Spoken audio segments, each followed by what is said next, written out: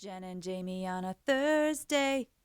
Luncheons! Hello, luncheons! We're coming to you live from the cafeteria. We were super excited to wear our luncheon shirts today. Yeah, we're Freezing. freezing. You have two frozen popsicles. Two frozen J's.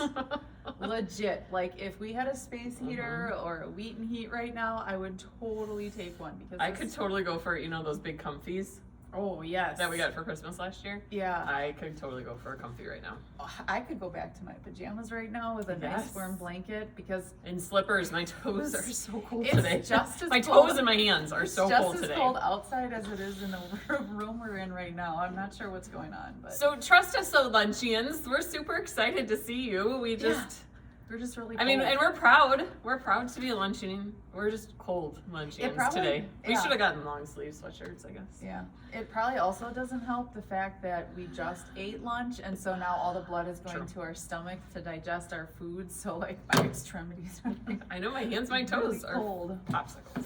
Absolutely. But anyways, But still, we're live from the cafeteria. we are. We hope that you had a blessed epiphany last week. We also want to go ha ha. We also hope that you enjoyed last week's show when in fact you thought you stumped us, but in fact did not. Can't stump this. No, not at all.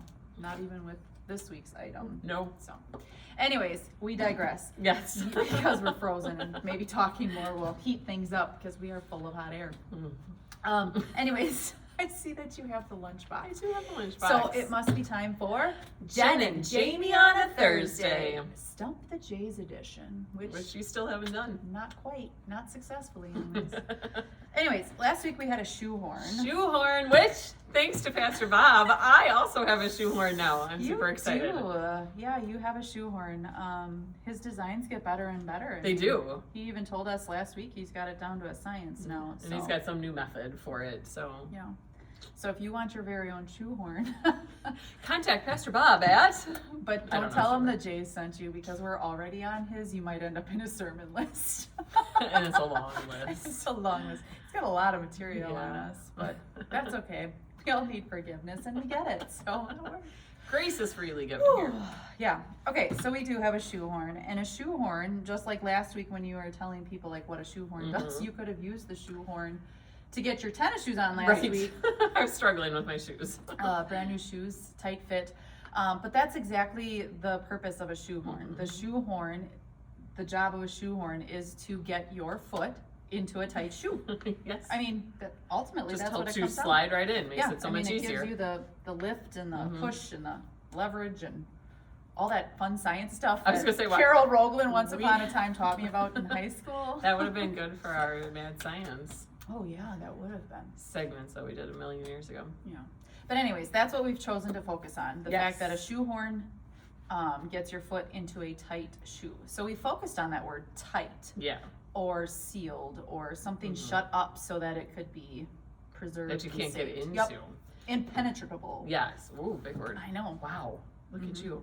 Yeah, so we were focusing on the tight. You can't get into it. So we were looking at different instances in the Bible where God might have like sealed something up or kept something tight. So we looked at like Several.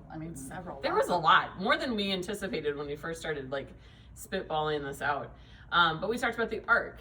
God brought the animals in 2 by 2, and then he sealed the door to the ark because I mean, you could have closed it from the inside, but what were you going to do on the outside? I mean, you would have. How would you have gotten Noah back in? well, and that's not a boat you want to be on if there's problem out at sea, because who's going to come to your rescue? Yeah, no lifeboats on that one. Yeah, huh? I mean, there isn't any like Coast Guard coming to help you. No. So God sealed the door to the ark so that the water could not get in.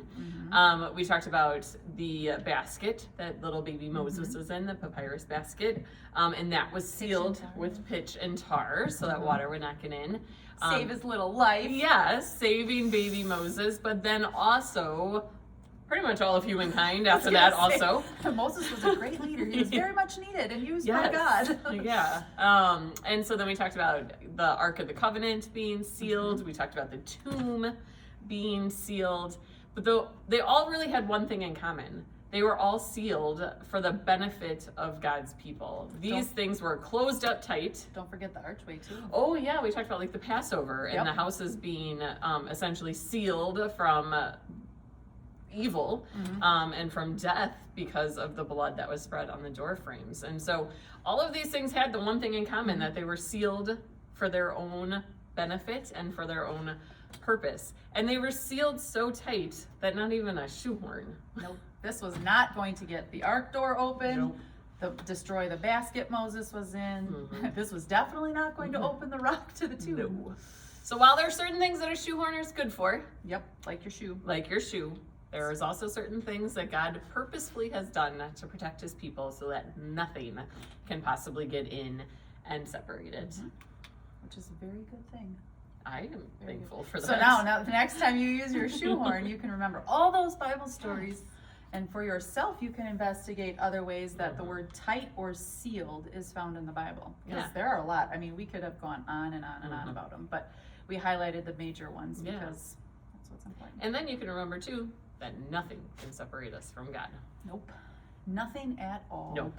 Not even this cold. Not even the cold. All right. Well, with that being said, it is time for... What's in the lunchbox?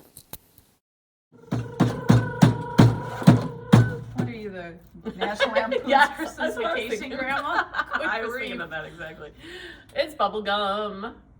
Hopefully this is blue enough and not green enough. I mean, it's like a blue-green. It's extra bubble gum. It's supposed to be a kind of a blue, but if it's a little green, it's going to look gray, and we're sorry about that. You keep dropping names like someone's actually going to pick us up, but not so much. We're still waiting on peanut M&Ms that we only get from our luncheons. We have yet to get anything from M&M. I was going to say M&M. Who makes M&Ms? I don't know. This is why we don't get free stuff. Hershey, no, we don't even know. I don't know. Anyways. I don't know. I M&M's is their own thing, right? I know, but I forget what name it is. Anyways. Oh, well. We so digress. Bubblegum. Anyways, it's bubblegum. Next week we'll talk about bubblegum. Bubblegum. You could use bubblegum to seal things. You could. Although I don't think I want that around the door of the ark, knowing that bubblegum. Held together by bubblegum. We did used to have to use bubblegum. We used to ride in my dad's old black truck. And one time it was raining as we were traveling, and the rain just started pouring in. We all quick had to chew some bubble gum and throw it up. Oh my gosh. And then you referenced Christmas Vacation, which reminded me of National Lampoon's when he's taking the tour of the Hoover Dam and he's sticking bubble gum in all the... Oh, good grief. Anyways, Bubblegum. Bubblegum. Bubblegum in the Bible. Yes. Well, we know that it's not necessarily found as bubblegum in the Bible. However, that'd been kind of cool to watch Jesus walking around the streets of Nazareth blowing bubbles. But we know it's not there. This would have gone nicely with our dentist one that we did, because they could have used it for good breath. Could have used it. They could have benefited from they probably some just like peppermint gnawed or on mint flavor. I was gonna say they probably just gnawed on peppermint leaves, huh? Oh, back then they probably didn't know that their breath was bad. That's true. Everybody's breath was bad. Hey, the new guy in town smells minty. Let's all jump on board. Anyways, commercials in Bible times. Oh, that would be fun. That would be fun. Maybe that's another Jay segment. Taking like everyday products and making them into commercials during Bible times. Like that would be really fun. Can you imagine Mary coming? We should make our Sunday school kids do it, because wouldn't it be funny? That would be hilarious. Okay. Anyways. Now we got this soap flakes. Oh, now you've got the wheels spinning. Holy Spirit's at work. All right. Well, anyways, while we have to go do some research and check into Bible and the bubblegum. The Bible and the bubblegum. Or bubblegum and the Bible. Clearly my brain is also frozen, so we are going to leave you with this from Jen and Jaime. May your lunchbox always be full. We'll see you next time. Jen and Jaime on a Thursday.